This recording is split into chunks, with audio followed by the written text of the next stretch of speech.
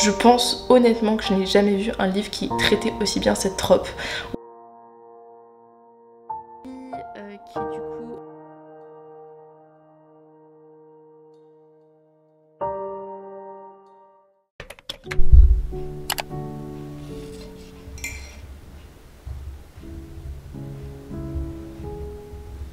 Lieu sous la pierre tombale des Abernathy. On ne laisse pas les corps se décomposer longtemps en pleine chaleur.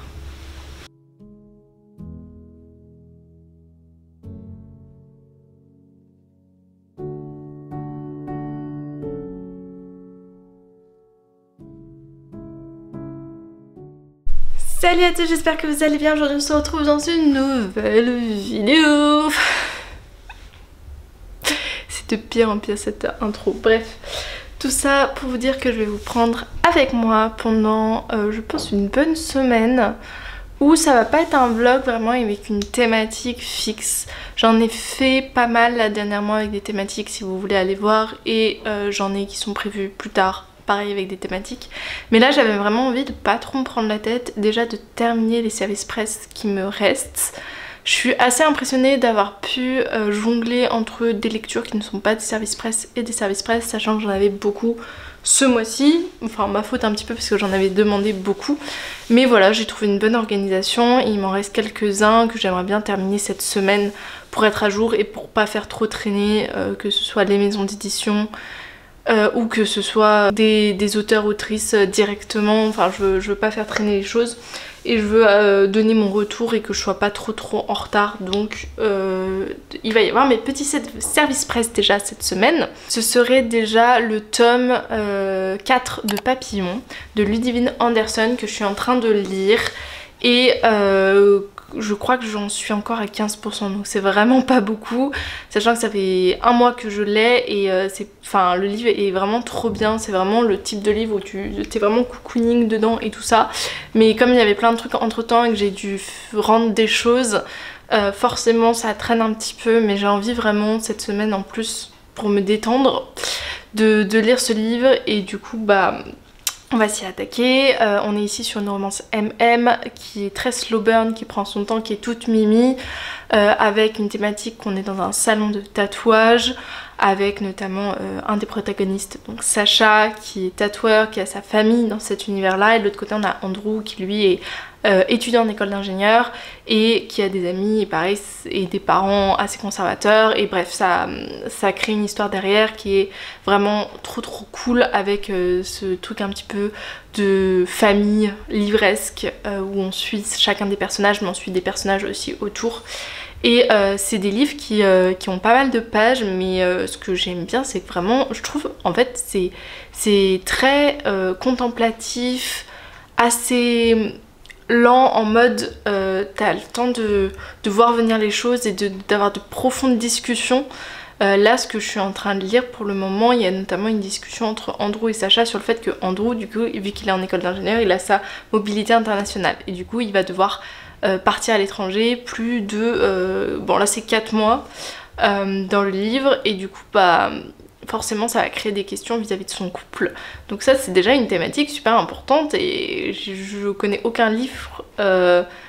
Enfin, à ma connaissance, il n'y a aucun livre que j'ai lu qui traitait cette thématique par exemple, et voilà. Et en fait c'est vraiment un livre, petit à petit on passe un peu les étapes du couple, et il y a plein d'étapes, et c'est pas parce qu'ils sortent ensemble que le livre s'arrête, il y a encore plein de trucs à dire. Donc ça c'est plutôt cool. Je lis aussi en parallèle du coup, enfin j'ai toujours 1000 lectures en parallèle, sachez-le. J'aime pas, enfin c'est pas que j'aime pas avoir une seule lecture, c'est, je sais pas si vous avez cette sensation quand vous finissez un livre d'avoir du mal à en recommencer un autre. Moi ça m'arrive vraiment souvent, mais que j'ai fini un livre qui est pas ouf, que j'ai fini un livre qui soit vraiment bien, la sensation est la même. C'est vraiment, j'ai le sentiment de pas réussir à replonger dans une histoire parce que ça va me prendre de l'énergie et du temps. Alors que quand j'ai commencé des livres en parallèle, quand j'en finis un, j'ai plus de facilité à reprendre un qui est au milieu, parce que je connais, parce que c'est plus simple, t'as pas cette concentration de tout reprendre à zéro. Je sais pas si ça vous fait ça, vous aussi, mais du coup ça explique en partie pourquoi je lis plein de livres en parallèle. Donc je lis notamment la suite de The Cheat Sheet, j'arrive pas à le dire, je sais pas si je l'ai dit bien, qui est The Rule Book, qui est du coup, pour ceux qui se souviennent, j'avais parlé de ce livre l'année dernière dans un vlog en juin. Et j'avais vraiment énormément aimé le tome 1 et du coup j'ai demandé le tome 2 en service presse et je l'ai obtenu. Et en fait quand j'ai commencé je me suis dit mais ça va être encore mieux que le... Genre j'adorais la thématique, j'adorais les personnages. On est sur Nora et Derek. Donc Derek c'est un joueur de football américain qui s'est blessé et qui revient en fait jouer. Et il a besoin que son agent gère pas mal de choses et il va avoir un nouvel agent pour son retour et cette agente c'est Nora. Et Nora c'est son ex accessoirement de l'université et ils se sont quittés en mode elle l'a quitté genre vraiment du jour au lendemain. En mode voilà c'est fini entre nous et Derek s'en est jamais remis et du coup il lui en veut un peu et du coup ils vont devoir collaborer ensemble sauf que ça va être vraiment pas facile et vraiment pas facile est un euphémisme parce que c'est assez catastrophique et du coup voilà c'est un petit peu leur histoire à tous les deux et ça part vraiment en fait au tout début j'étais vraiment en mode oh ça va être trop cool trop bien, y a plein de sujets qui peuvent être abordés, la manière dont c'est fait c'est drôle, j'ai retrouvé un peu cette légèreté du tome 1 que j'avais aimé. Qui est une façon d'écrire qui est très dans le voilà très légère et que j'aimais beaucoup et c'est assez drôle à certains moments. Sauf qu'il y a un moment, il y a un événement, je dirais que c'est à 30, non peut-être à 50% du livre, il y a un événement qui amène le livre complètement au pas. Et du coup ça m'a fait une petite déception et c'est dommage parce que j'étais tellement dans l'élan du début du livre, donc à voir comment ça va être traité par la suite. Mais il y a aussi un truc que je trouve, c'est qu'on parle pas assez du job de Nora, genre vraiment elle est agente. Mais tout ce qui se passe, à aucun moment elle travaille pratiquement. Genre parce qu'il y a plein de rebondissements et tout ça qui font que, genre, elle fait rien. Et je trouve ça trop dommage parce qu'ils voulaient mettre en avant justement que elle était dans un monde qui est assez compétitif, où il y a surtout des hommes. Donc autant, tu vois, tu peux parler du fait que bah du coup elle travaille bien, qu'elle a des bonnes capacités et tout ça. Et ça c'est dit, mais c'est jamais montré en fait. Et ça m'a un peu perturbée du coup parce que moi je voulais la voir travailler, je voulais la voir genre se donner à fond pour que Derek il ait les bons sponsors, qu'il soit bien vu par la presse et ce genre de choses. Et en fait c'est pas vraiment ce qui est discuté, il y a vraiment leur romance qui est normal parce que c'est une romance, mais le autour finalement est moins développé. Ensuite j'ai demain une rencontre Babelio et il t'envoie le livre avant pour que tu puisses le lire et tout ça. Sauf que bien sûr je n'ai pas lu le livre, je n'ai absolument pas... Enfin j'ai commencé mais j'en suis vraiment au tout début pour vous dire. Et du coup j'aimerais bien avancer et pourquoi pas le terminer cette semaine parce que si je laisse passer la rencontre et que je lis pas derrière, c'est le type de livre qui ensuite va traîner. Et j'aimerais bien le lire parce que voilà c'est une thématique assez spéciale sur la chaîne. Enfin, vous avez remarqué, je lis de moins en moins de livres classiques, ça me dérange parce que j'ai envie d'en lire mais je sais que ça me prend une énergie folle qui fait que je ne pourrais pas en lire autant que la romance. Et quand j'aime vraiment lire énormément mais ça se prête pas du coup au format des fois des classiques. Ici on est sur un témoignage de Véronique Mougin, donc c'est à propos d'un village oublié, publié chez les éditions Flammarion. On est sur une histoire autour de la Seconde Guerre mondiale où on a une jeune femme qui va être protégée par un village et cette jeune femme en fait c'est la grand-mère de notre autrice. Si j'ai demandé ce livre au-delà du fait que depuis que j'ai eu le documentaire de The Great Review, je veux vraiment apprendre plus de choses sur la Seconde Guerre mondiale, quelque chose que vraiment je mettais de côté après mes études, notamment le lycée où on parlait vraiment que de ça en histoire et que j'avais trouvé ça dommage et pas forcément toujours bien évoqué on va dire. Bah là je me suis dit, enfin là en ce moment j'ai envie de me replonger un peu dans ce passage mais pas forcément énormément non plus parce que je sais que c'est des sujets qui sont compliqués et que j'ai pas tout le temps envie de lire ça bien évidemment, mais ce livre me donnait envie pour plein de raisons, mais je pense la première raison vraiment c'est juste que voilà Véronique va raconter l'histoire de sa grand-mère et je veux voir comment elle le raconte. Voilà. Ensuite, ça c'est pour les livres que je suis sûre d'emmener avec moi, sachant qu'il y en a qui sont numériques. En même temps, vous avez vu, je lis en livre audio Hunger Games. Voilà, j'ai un peu commencé, je savais pas trop quoi commencer comme livre, j'ai repris un abonnement Next Story et du coup je suis partie sur le dernier tome de Hunger Games parce que avec tous les vlogs des toutes booktubeuses là qui le lisent, ça m'a donné envie de le lire alors qu'à la base je n'ai toujours pas lu celui sur Snow. Voilà, alors je m'étais dit d'abord je vais lire celui sur Snow et ensuite je lirai celui sur Amish. Donc ça c'est pour les livres que j'emporte avec moi, sachant que voilà c'est des livres numériques à part lui, mais je pense que j'aurai pas le temps de le finir ce soir, donc je vais l'amener avec moi. Et ensuite il faut que je choisisse mes prochaines lectures. J'ai très envie de lire de la romance contemporaine, sachant que j'ai pas 10 000 places dans mon sac, donc il va falloir faire des sélections, ça va être très difficile. Et je sais pas, même pas si j'aurai le temps de lire tout ça, donc vraiment c'est... voilà, je ne sais pas encore ce que je vais emmener.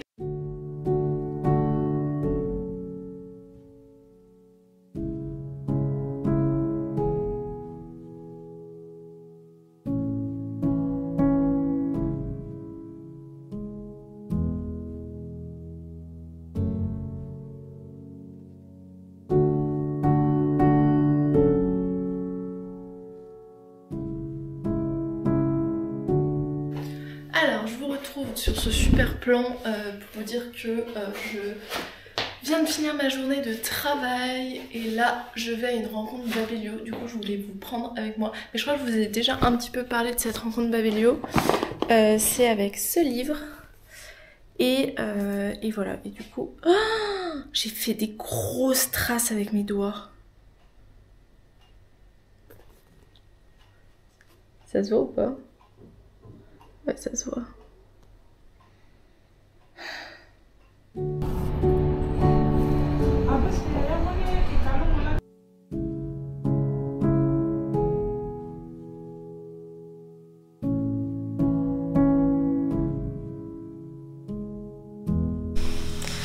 Hey, du coup on est le lendemain, donc on est samedi. Et je vous ai pas repris hier après la rencontre et je suis même pas sûre d'avoir vraiment filmé la rencontre parce que en fait pour les rencontres Babelio j'ai toujours du mal à sortir ma caméra parce que c'est vraiment un moment genre je trouve qui est beaucoup plus dans la rencontre en elle-même que le fait de prendre sa caméra et filmer. Moi j'aimerais bien, et là c'est vrai que le public était beaucoup plus âgé que moi et ça faisait un peu la jeune qui sort toujours son téléphone pour mettre les choses sur les réseaux. Ce qui est vrai, mais en même temps j'avais pas envie de faire ça.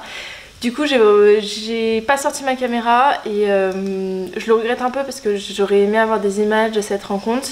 Et en même temps ça m'a permis aussi d'être plus dans l'instant, donc voilà. J'ai fait dédicacer mon livre et j'ai rencontré l'autrice. J'ai trouvé la rencontre hyper intéressante. Autant je l'avais fait pour d'autres autrices et j'avais trouvé ça intéressant, je dis pas le contraire. C'est toujours intéressant de toute façon de pouvoir écouter comment une autrice va écrire un livre, comment elle y a pensé, quelle est la place de ses personnages et tout ça. Mais là comme c'est lié à son histoire et c'est lié à l'histoire de manière générale, je trouvais ça encore plus enrichissant. Je suis quelqu'un d'assez timide et pour le coup j'ai du mal en fait à entamer la discussion. Quand la personne commence à parler ça va. Donc voilà, je suis un peu toujours dans la réserve et elle a fait le premier pas et du coup après on a pu parler, c'était vraiment très intéressant. Et en même temps, hier soir j'ai du coup terminé le livre, enfin je l'ai beaucoup lu en attendant pour la dédicace et ensuite je l'ai terminé dans le RER en rentrant chez moi. Qu'est-ce que... Je sais pas trop comment rendre hommage à ce livre, il y a plusieurs choses que j'ai envie de dire. Déjà c'est une écriture qui est très classique dans sa manière de faire, c'est une écriture qui est pas forcément toujours accessible. Je le dis pas dans un effet négatif, juste pour essayer d'expliquer l'écriture. On est sur un chapitre, une personne qui a plus ou moins aidé ou au contraire pas aidé sa grand-mère, et entre certains chapitres on a un passage en italique où elle va, l'autrice, parler avec sa grand-mère qui est morte. Donc c'est comme elle l'a dit, c'est une façon de ressusciter sa grand-mère et c'est un plaisir qu'elle s'est accordé dans le livre, mais je trouve que ces passages ils sont hyper enrichissants. Où voilà, elle va discuter avec sa grand-mère et elle va parler de son processus d'écriture, de qu'est-ce qu'elle a voulu mettre en avant. Et il y a un passage notamment où elle raconte que le fait en fait de se plonger dans la vie des personnages, comment elle a réussi à retranscrire vraiment leur état d'esprit à ce moment-là. Il y a une partie inventée bien sûr parce que toute la vérité c'est compliqué de l'avoir, mais il y a une partie aussi qu'elle a rencontré les descendants, elle a beaucoup entendu en fait l'histoire et à travers l'histoire elle a essayé de se faire une opinion de la personne qui avait aidé.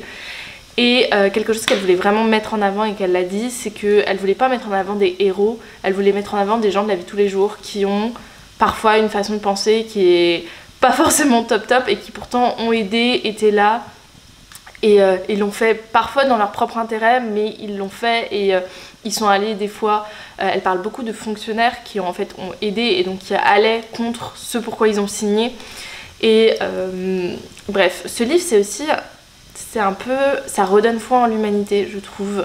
Il y en a qui disaient que c'était difficile à croire en fait ce qui se passe dans ce livre parce que voilà, tout le monde aide pratiquement, il y en a qui dénoncent mais c'est assez peu et que du coup toute cette bonté en fait on avait du mal à la croire et ce que l'autrice disait c'est que c'est hyper triste de penser que la bonté n'existe pas, qu'elle peut pas être aussi grande. Et du coup, voilà, ça redonne un peu foi en l'humanité, en ce qu'on est capable de faire. Et il y a des citations. En gros, elle parle du coup à sa grand-mère qui est morte. Et sa grand-mère dit « La bonté, c'est la nature humaine. Elle est chez toi, chez moi, chez le voisin. Tu ne peux rien faire contre. On est livré avec. D'ailleurs, quand tu veux remercier les gens pour leurs gestes, une fois passée la tempête, la plupart te regardent avec des yeux sous coupe. Ils ne comprennent pas. C'est comme si on les remerciait d'avoir un tibia ou un rein et de l'utiliser en cas de besoin. » Et du coup, l'autrice répond « Et les salauds alors, ils sont outillés comment ?» Et la grand-mère répond « C'est la leçon de la tempête, petite chérie. La bonté, tout le monde l'a, même les salauds doivent vivre avec. » Voilà. La grand-mère, elle est vue à travers des yeux de tout le monde. Du coup, il n'y a pas vraiment son histoire à elle. C'est pas l'histoire de la grand-mère, c'est vraiment l'histoire des gens qui l'ont aidée. Par contre, ce qui est fou, c'est que ce qui est bien mis en avant, c'est qu'à aucun moment sa grand-mère se plaint, à aucun moment sa grand-mère parle en fait de... Enfin, que c'était horrible cette période et tout ça, et que quand elle raconte en fait cette période de son histoire, elle se raconte surtout de tous ceux qui l'ont aidée et à quel point on l'a aidée. Et c'est un peu ce que disait l'autrice hier, c'est est-ce que sa grand-mère ne se souvient que des bons côtés parce que c'est une question de survie. Il y a toujours le fait que plus un événement est passé, plus on va s'en souvenir de manière plutôt positive. Donc il y a ça, il y a aussi le fait de vouloir survivre et que du coup tu prends que les bons côtés. Et puis il y a aussi une question de caractère. Il y a un passage qui le montre où justement elle reparle à sa grand-mère et elle parle du fait que voilà, sa grand-mère avait rien, elle dormait sur un matelas avec ses enfants et tout ça. Et la grand-mère dit oui mais moi la nuit je montrais les étoiles à mes enfants. Enfin elle sort vraiment que les trucs positifs et tu te dis dans une situation pareille c'est une force de caractère de pouvoir se souvenir de ce qui est positif de cette période-là. À partir de demain, je suis véritablement en vacances. Enfin là, je suis en vacances, mais pas encore dans mon lieu de vacances.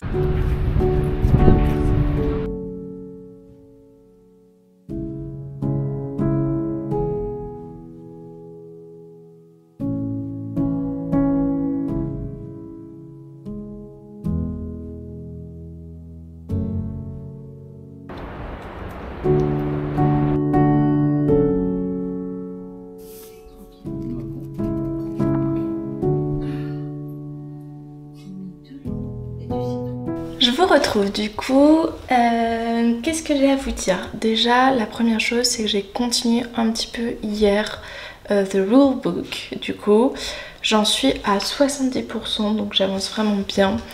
Et ce qui est vraiment bien dans la première partie de ce tome, c'est genre le rythme. Dès le début, j'ai été dans le livre, dès le début, je trouvais ça trop intéressant ce qui se passait. On est sur Nora qui a genre vraiment largué des règles du jour au lendemain sans vraiment beaucoup d'émotion. Et lui s'en est pas remis et il a pas compris pourquoi en fait elle faisait ça. Il est toujours hyper amoureux d'elle et elle aussi on le comprend mais voilà. Donc on va dire le statut de base est assez simple, mis à part donc la situation où elle l'a largué, qui est la situation on va dire problématique où ils vont devoir communiquer et bien sûr ils prennent énormément de temps à communiquer dessus sinon il n'y a pas de livre.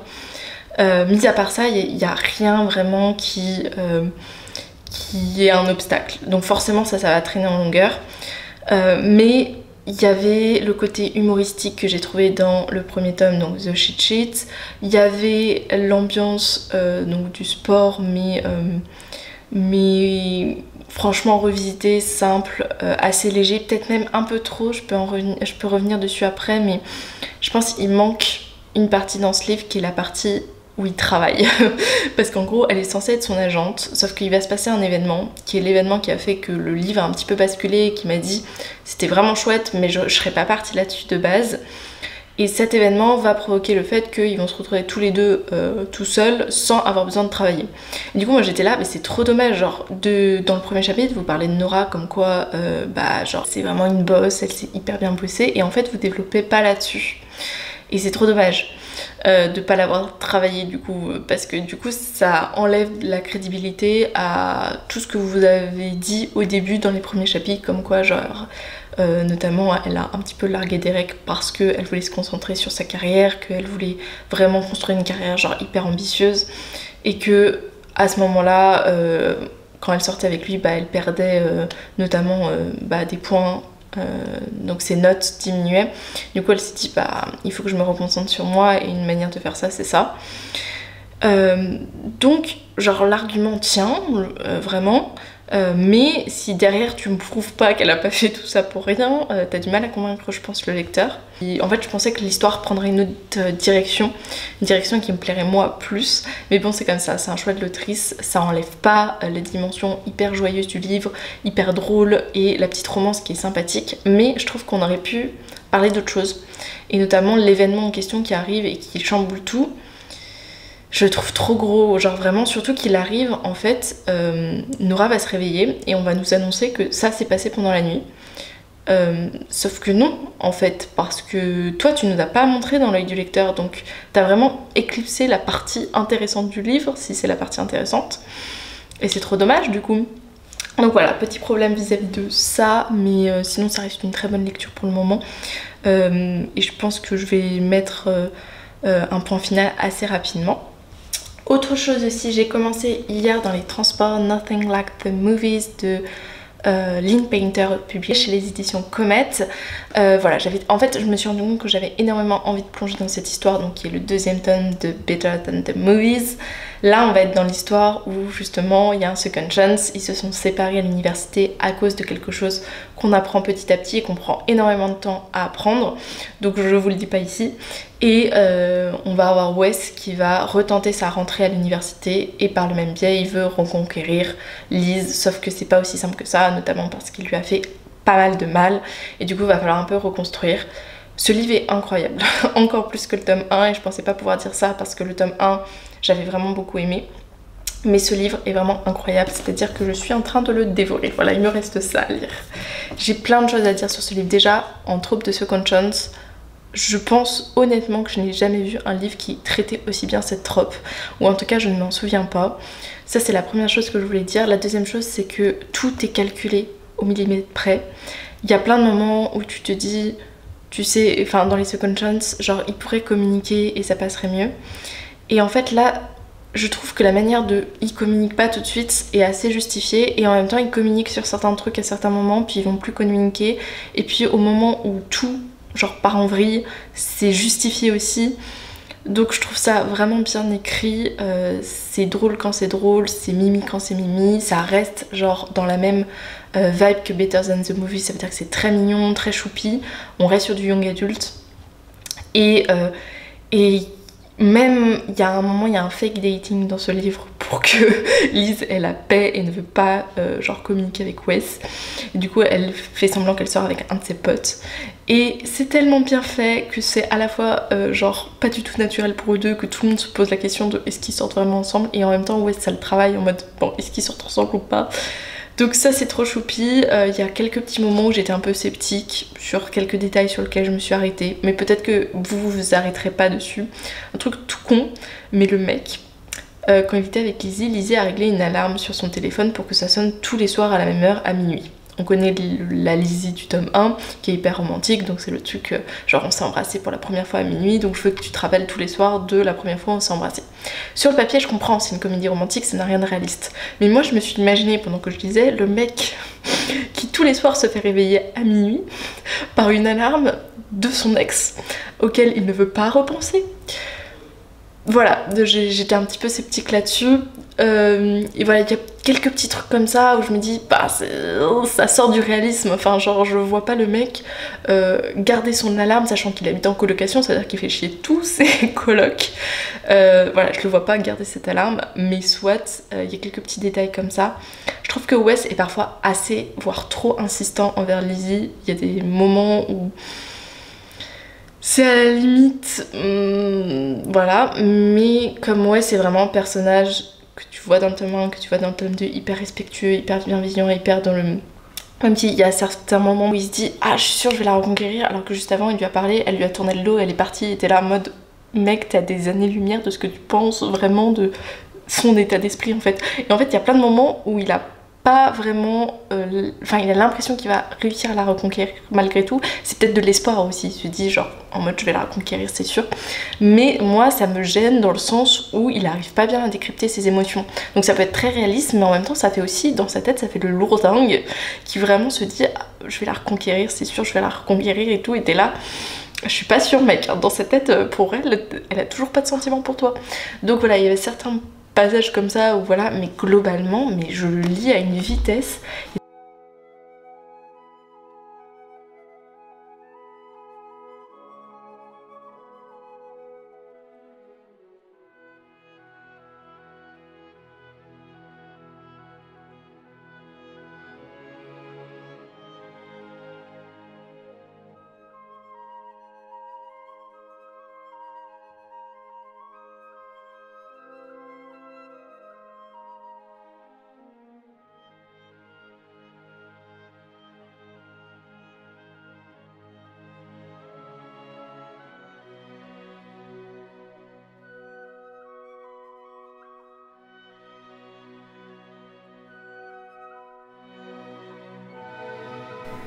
Bon, du coup j'ai fini Nothing Like the Movies, il me restait qu'une petite partie de toute façon.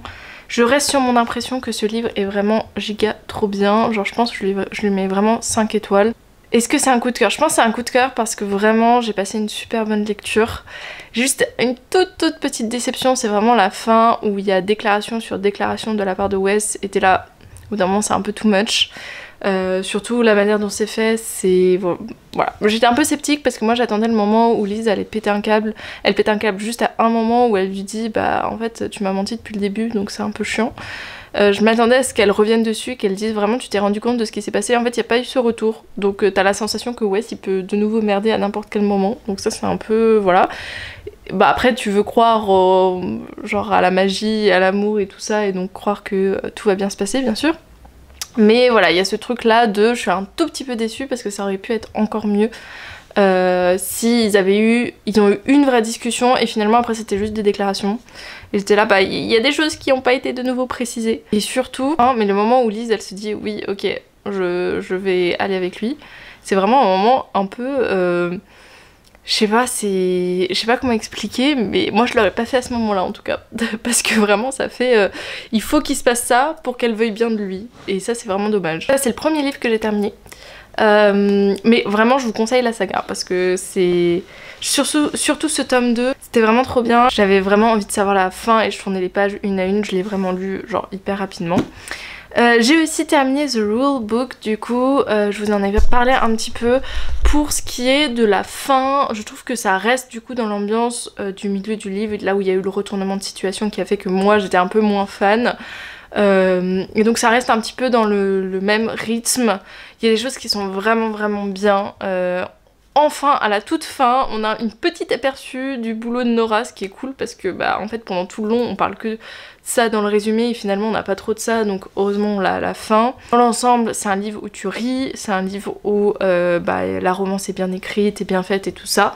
Mais quelques petites déceptions voilà sur ce que le livre vend dans le résumé vis-à-vis du job de Nora, vis-à-vis même du footballeur américain, genre à aucun moment, à part à la fin, il fait du football américain. Donc c'est un petit peu vraiment pour dire qu'il est...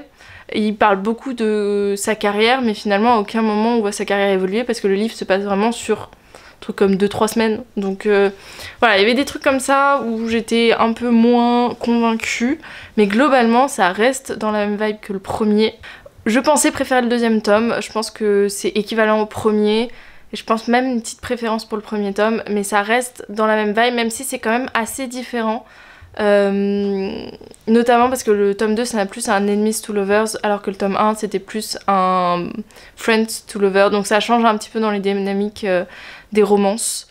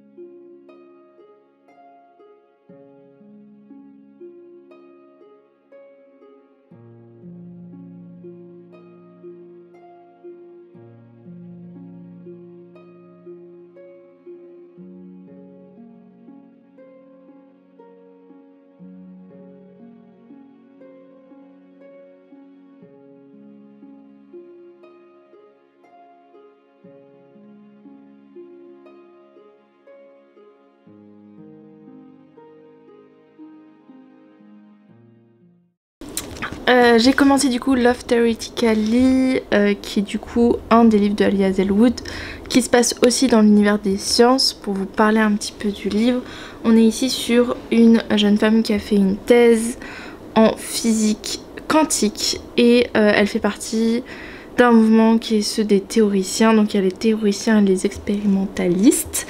Et il va se trouver que aussi parce que elle travaille dans le monde de la recherche et que c'est un monde qui est particulièrement, qui a peu de jobs bien rémunérés, elle va également s'inscrire sur une appli qui s'appelle Fake, qui permet de faire des fake dating. Donc notamment elle fait semblant de sortir avec un gars et ce gars s'appelle Georges.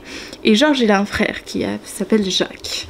Et Jacques il est aussi physicien, théoricien et tout, mais lui c'est un expérimentaliste. Et voilà, donc en fait ce qui va se passer, c'est que les deux vont se retrouver dans la situation où notre jeune fille elle veut à tout prix un poste dans l'université parce que voilà, être vacataire ça lui permet pas d'avoir suffisamment d'argent et même au niveau juste d'avoir un job qui est stable. Et de l'autre côté on a Jack qui lui veut mettre quelqu'un d'expérimentaliste sur ce job. Donc voilà, ils vont être un peu en concurrence. Je dirais pas que c'est un enemies to lovers parce que comme dans tous les livres d'Alia Hazelwood, tu sens dès le départ que le mec il est à fond sur elle. C'est pas un spoil, vraiment c'est pas un spoil. Encore que celui-là c'est plutôt bien caché, mais c'est dans tous les livres d'Alia Hazelwood. Donc voilà, je ne vous spoil rien. Le jour où je n'aurai pas ça dans un livre de Alia Hazelwood, je me poserai des questions.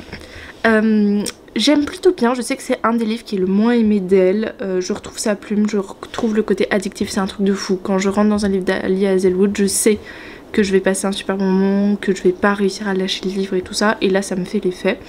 Il y a des choses qui me plaisent peut-être un peu moins, déjà le caractère du gars, il est assez différent des autres, ce qui est plutôt positif, même s'il est toujours renfermé, mystérieux et tout ça. Il est assez décalé, même l'histoire en elle-même est assez décalée, mais quelque chose que j'aime bien. Il y a juste des passages où je trouve ça un petit peu trop gros, où en tant que lectrice tu sais déjà ce qui se passe dans la tête de Jack, alors que notre jeune fille, genre elle fait semblant de pas comprendre, c'est pas possible. Il y a un moment il lui fait vraiment, là il lui fait une déclaration, à un tiers du livre, et la jeune fille, on a l'impression qu'elle comprend pas, genre vraiment elle zappe l'événement et elle s'en fout complètement. Donc ça m'a un peu perturbée. Surtout que tu pouvais construire quelque chose, c'est pas parce qu'il te fait une déclaration que t'es obligé d'aller vers lui, donc tu peux construire d'autres choses que juste zapper le moment.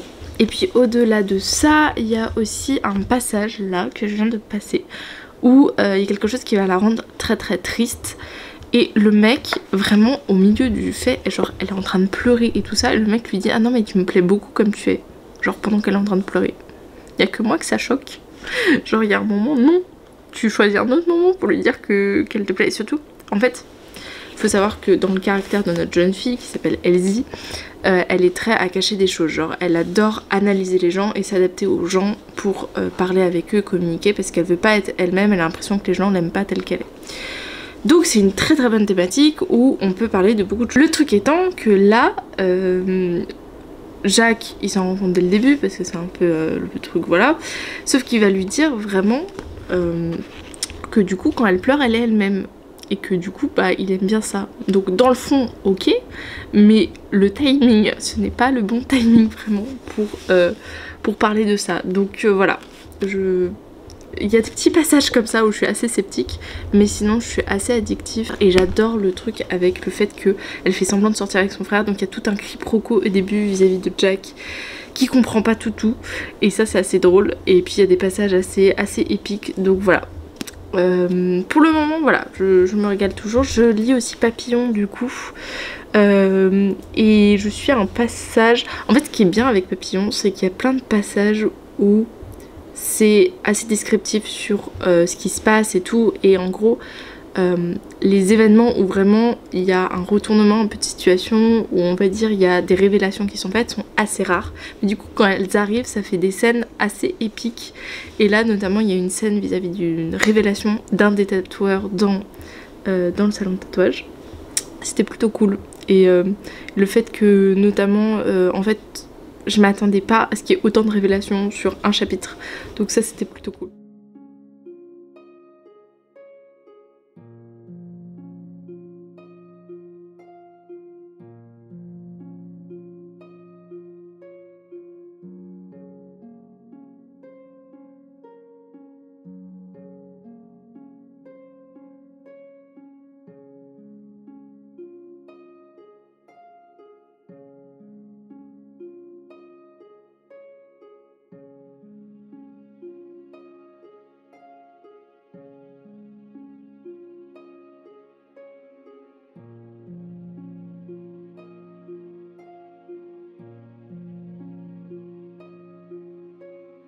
j'espère que vous n'allez pas trop entendre la musique derrière, mais bon. J'ai fini Love Theoretically, je pense que je vous avais pas pris pour le dire. Voilà, la fin est un peu pareil que le reste. Je pense que c'est assez genre convenu, tu sais ce qui va se passer. Je suis un tout petit peu déçue parce qu'on nous plonge dans une histoire avec George, donc George qui est le frère du Love Interest, donc le frère de Jack. On nous parle beaucoup de George et finalement il apparaît très peu en fait dans l'histoire. Au tout début il y a tout un truc avec lui vis-à-vis du fait qu'il y a un fake dating et tout ça, et après il n'y a pas de retour sur George de manière générale. Il y a même un moment où ils décident de faire un repas tous les trois et c'est genre voilà, le repas s'était bien passé et je suis là, il n'y a même pas de discussion sérieuse. Pareil autour de la famille de Jack, genre il y a tout un truc au début sur la famille de Jack où Elsie elle analyse vraiment chaque personnage de la famille de Jack, donc j'étais là. Je pense que ça va revenir pas mal de fois dans le livre. Absolument pas. Une fois qu'ils sont partis, on revoit la grand-mère et c'est tout. Il y a des petits trucs comme ça où j'ai l'impression qu'on avait mis tout un contexte au début, il y a vraiment une construction du contexte en fait de cette romance qui est finalement pas trop exploité, ce qui me questionne vis-à-vis de Lee Hazlewood parce que souvent elle remet tout en perspective, donc je sais pas. Peut-être c'est un choix de sa part aussi, peut-être que ça aurait pas été très réaliste si on aurait eu tous les sujets avaient été traités, mais je pense qu'il y en avait aussi beaucoup dans ce livre, c'était très ambitieux de sa part et c'est normal du coup que on puisse pas tous les résoudre. Il y a aussi un peu de la représentation je pense pour la jeune fille, elle veut à tout prix plaire à tout le monde et du coup pour ça elle change un peu sa personnalité, je crois que je vous en avais déjà parlé. Et du coup, il y a Jack plusieurs fois, il lui dit mais est-ce que tu peux juste être honnête avec moi? Et du coup en fait c'est un peu leur truc à eux d'être le plus honnête et je pense que c'est quelque chose qu'il faut montrer aussi en romance, c'est la communication et c'est ça qui marche bien. Donc c'est une façon de montrer en fait qu'un couple qui marche et qui est un peu différent c'est un couple qui communique. Et donc ça passe par l'honnêteté et ça passe par parfois voilà on n'a pas la réponse parfaite, on n'est pas parfait. Mais c'est pas grave, on a le droit de le montrer, on a le droit d'en parler. Bref, donc une romance qui m'a pas du tout déçue, au contraire, c'est juste pour un Lee Hazlewood, peut-être qu'effectivement je comprends pourquoi c'est celui qui est le moins aimé de ses livres, ou en tout cas celui dont on parle le moins. Malgré tout, je trouve qu'il vaut la peine, j'ai passé un très bon moment. J'ai trouvé que c'était un des plus vulgaires par contre de Lee Hazlewood. C'est pas tant dans les scènes de smut que c'est assez vulgaire, c'est bien plus dans le vocabulaire des personnes. Et il y a des moments, des phrases que ont ses collègues et tout ça qui sont hyper vulgaires, genre vraiment. Et moi j'étais là mais on parle pas comme ça avec ses collègues en fait, enfin, ou alors on travaille pas dans le même... Bon, de toute façon on travaille pas dans le même univers, mais quand même, genre... Moi ça m'a choqué à quelques moments. Ça, mais globalement, c'est un bon livre.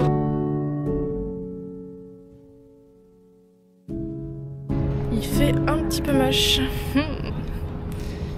Mais c'est joli.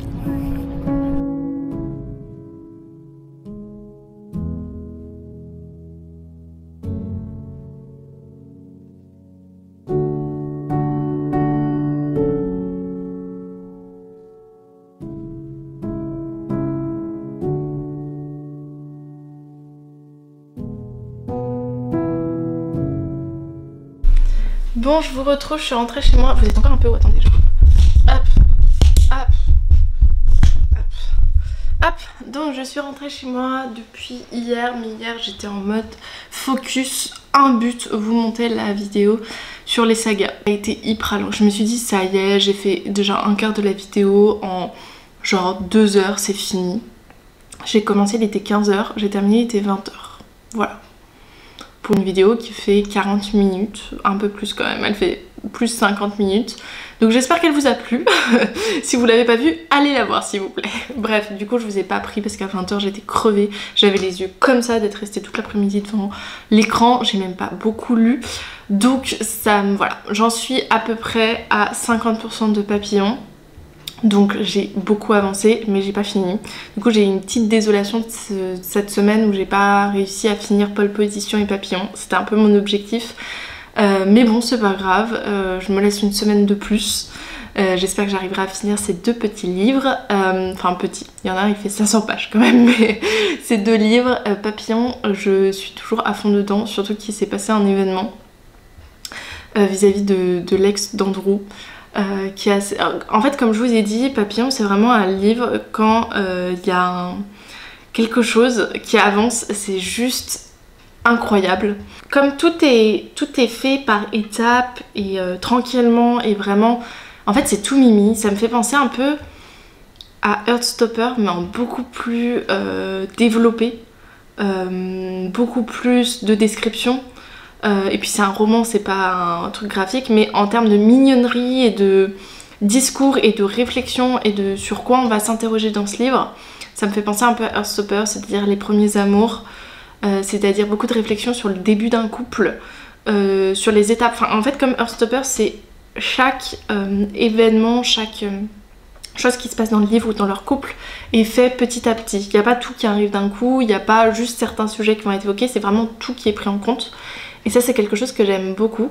Du coup je me demande un peu si ces autres romans sont comme ça, s'il y en a où ça va un peu genre plus vite dans la réalisation, ou parce qu'il y en a c'est des duologies, donc en fait voilà je me pose énormément de questions.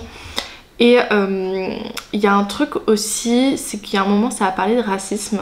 La manière dont ça en parlait c'était très juste, j'ai trouvé. Puisque Sacha du coup il est métis et il est d'origine asiatique. Donc forcément il y a des réflexions même des parents d'Andrew, donc ça c'est assez... voilà. Mais je trouve que ce roman il va aussi dans la nuance, dans le sens où par exemple les parents d'Andrew ils sont décrits comme assez homophobes, même s'ils aiment profondément leur enfant et que voilà, ils l'ont pas mis dehors et ce genre de choses, mais globalement ils ont des positions et tout ça, alors ça les gêne. Et en fait il y a le fait que comme Sacha arrive et que Sacha est hyper gentil, hyper avenant, arrive à discuter avec eux, et en fait petit à petit il y a cette transformation un peu dans l'esprit des parents d'Andrew de bah en fait c'est normal, pourquoi on en fait tout un cirque, on n'aurait pas dû agir comme ça et tout. Et je trouvais cette manière de présenter les choses était vraiment bien, parce que souvent quand on a des personnages qui sont homophobes, bah ils sont homophobes et ça les décrit en fait dans le livre et voilà, ils restent comme ça et en fait il n'y a pas de changement possible. Et en fait ça questionne un peu ça, à quel point il y a une notion de genre tu vois les choses telles qu'elles sont, tu vois les choses comme tu as envie de les voir, et parfois en fait ça demande juste un petit exercice de changer son point de vue, et un exercice qui est pas non plus simple, et ça c'est montré, mais un exercice qui est nécessaire et qui peut se faire, et voilà, il y avait cette réflexion là que j'ai trouvé très juste aussi. Donc voilà, c'est plein de petits détails en fait à travers des passages tranquilles et ce genre de choses, et je pense que c'est ce qui décrit vraiment le mieux ce livre. Et je voulais aussi vous montrer avant de vous quitter, ma tante m'a offert 2 livres pendant le séjour, notamment parce qu'elle est allée à un salon du livre qui est en Haute-Savoie, qui est un tout petit salon qui a été organisé cette année et qui sera réorganisé l'année prochaine. Et elle m'a offert du coup 2 livres à ce salon. Donc le premier livre c'est La Quinte Geste de Estelle Tolbiac, publié aux éditions Forgotten Dreams. Ici on va être sur un monde un peu déjanté avec plein de personnages. On va être avec une princesse, un fugitif, un guerrier aveugle, un jeune barde misanthrope, un compagnon solaire, une héritière déterminée à conserver le pouvoir, bref. Et tout ça dans un monde, un récit choral où on va parler un peu d'épopée héroïque. Je me demande qu'est-ce que ça va donner, et en fait ça m'intrigue en fait, vraiment beaucoup. En plus ça a l'air bizarre, des fois il y a des passages en italique, des fois des passages genre normal. Bref, je le lirai, je vous donnerai des nouvelles. Et ensuite un livre auto-publié, Les Hackers de Mariette CZT. Donc là, je pense qu'on est plus dans un science-fiction. En fait, la quatrième de couverture n'en dit pas grand-chose. On est avec Lucie Montagny qui a une vie à peu près normale d'adolescente. À un moment, il va se passer quelque chose et elle va se sentir différente. Donc je pense qu'elle va développer des pouvoirs, mais c'est pas dit exactement. Et du coup, il y a un nouveau monde qui va s'ouvrir à elle. Voilà, c'est tout ce qu'on sait dans la description. Mais je trouve que la couverture fait vraiment science-fiction. Donc soit c'est science-fiction, soit c'est fantasy. Et je crois que c'est du young adulte, la manière dont c'est présenté, elle est adolescente, etc. Et voilà, donc j'ai hâte aussi de découvrir ça. Voilà, je le dirai, je vous en donnerai des nouvelles, mais voilà, je suis trop contente, c'était trop gentil. Et sur ce, je pense que je vais vous laisser ici. N'hésitez pas vraiment à liker, à vous abonner, ça fait trop plaisir.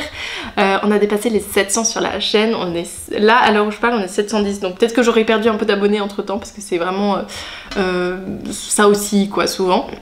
Mais je suis trop contente vraiment d'être passé les 700, que voilà, que vous vous intéressiez trop à mon contenu, ça fait trop plaisir.